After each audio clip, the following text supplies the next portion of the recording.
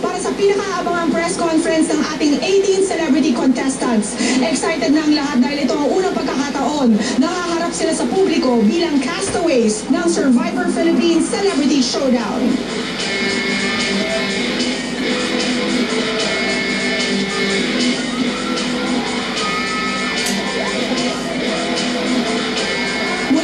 Lumipad si Marinel Cruz ng Philippine Daily Inquirer. Hi Marinel! Kasama rin namin si Jerry Donato ng The Philippine Star. Jerry? At kasama rin namin si Dondon Sermino ng Abante. Are you excited, Dondon? I'm super excited. Kasama nilang sasalubong sa Castaways ang local press mula dito sa rehiyon. Narito ang 18 celebrity castaways na magpapautakan, magpapagalingan, magpapatatagan at magpapasikatan para makamit ang 3 milyong pisong premyo at karangalang maging kauna-unahang celebrity soul survivor.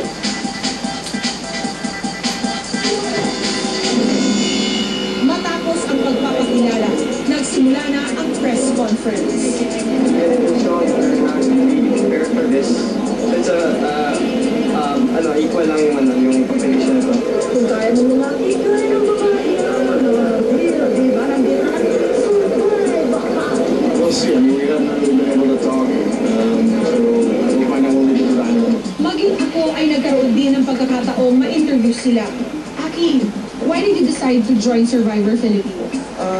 Actually, besides show business, being actor, model, there has to be something I want to challenge myself, something a reality show.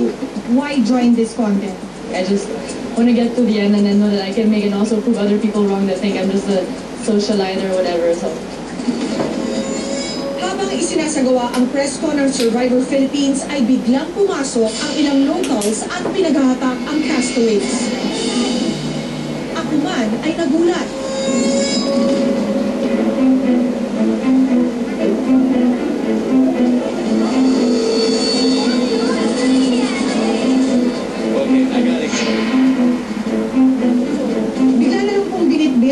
Castaways natin papalabas ng press conference. Hindi po namin alam kung sino po ang bumitbit sa kanila at saan sila dadalhin. Ang tanong, ito na nga kaya ang umpisa ng Survivor Philippines Celebrity Showdown? Talagang kaabang-abang ang mga susunod na kaganapan. At ang tanong ng karamihan, nasaan ang host ng Survivor Philippines?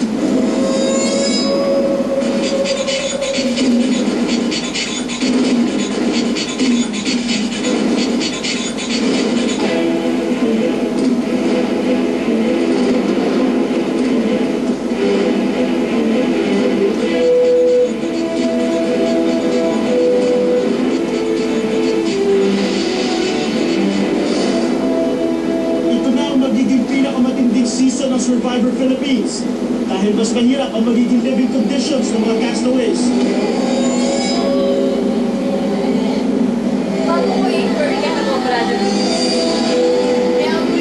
Ang probinsya ng Ranong ay tinutunan ng wettest parts of this region. Ibig sabihin, madalas pumbayhin ang mga bagyo.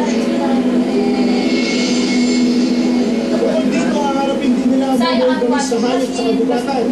Tulad ng mga sin, Bark Scorpion, ang makamandag na King Cobra.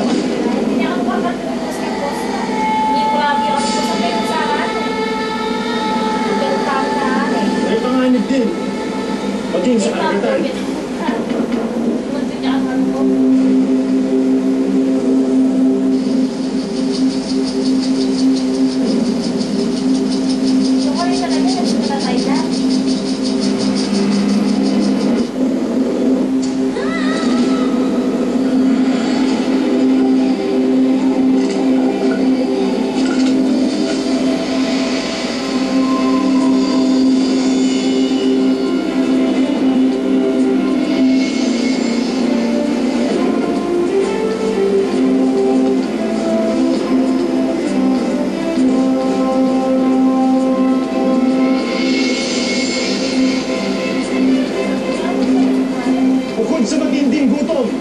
Malupit na kalagayan ng panahon, mababalis na hayop at magtinig ng mga katugali.